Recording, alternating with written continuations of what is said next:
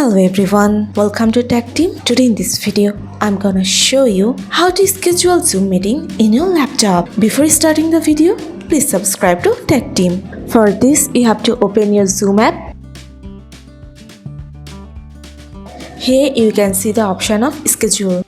You have to press on it. Here you can change your meeting name. Now you can set here your date and time.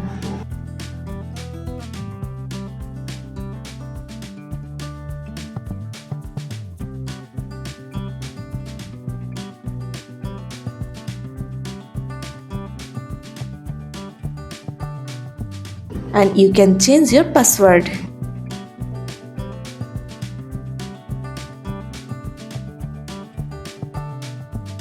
You can set your video and audio.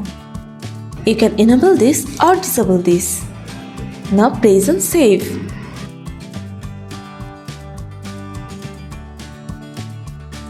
So this is how you can set your schedule on Zoom app in your laptop. So guys, that's it. You can do this. I think this video is very helpful to you. If it was, then give a thumbs up and hit the subscribe button. And thanks for watching.